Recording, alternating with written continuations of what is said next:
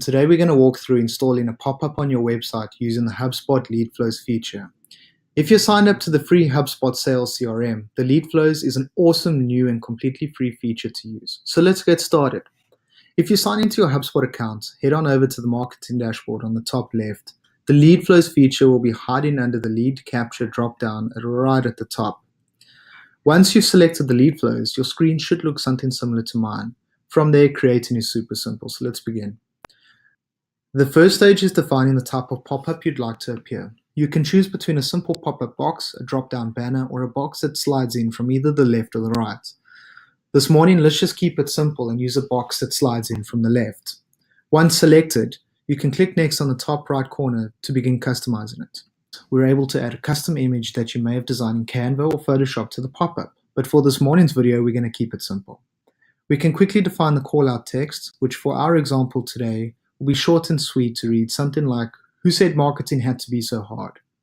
We're then able to quickly adjust the call-out body for the pop-up, remembering not to overburden the viewer with too much text and chase them away. So ours will read, "Subscribe to our weekly newsletter to discover marketing hacks that are bound to make your life easier." The next step is to add the button text, which in this case can stay as it is for today's example. We're then able to update our colors to the pop-up, which we're going to use the Uku Blue that we love so much, and click Next. This is where we define the actual lead capturing form and what details we require. For a newsletter, we'll need nothing more than their name and emails, plus a simple text that we can define in the body of the form. Again, for our example today, we only need a few details before you're signed up. And again, we'll click Next. The next stage is to define the thank you text. Simple, right? In our case today, we're going to leave this as is and click Next again.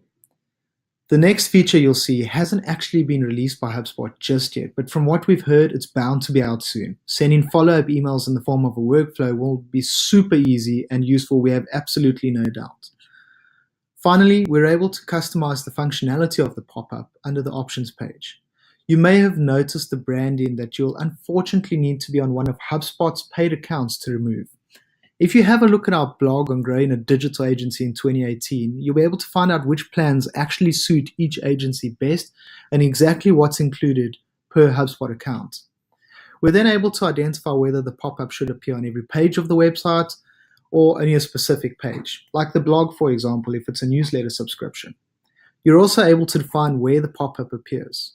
Does it appear after a user scrolls past 50% of the page, or after they've been on the page for a set amount of time, perhaps 5 or 7 seconds?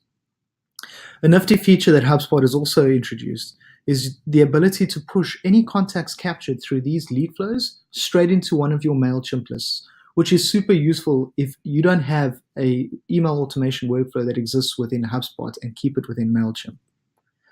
Once you're happy, go ahead and click on the preview version to see exactly what your pop-up will look like across any different device. The preview is fully functional, so you can click through just as what any user would. Fill out some details, just as we will now.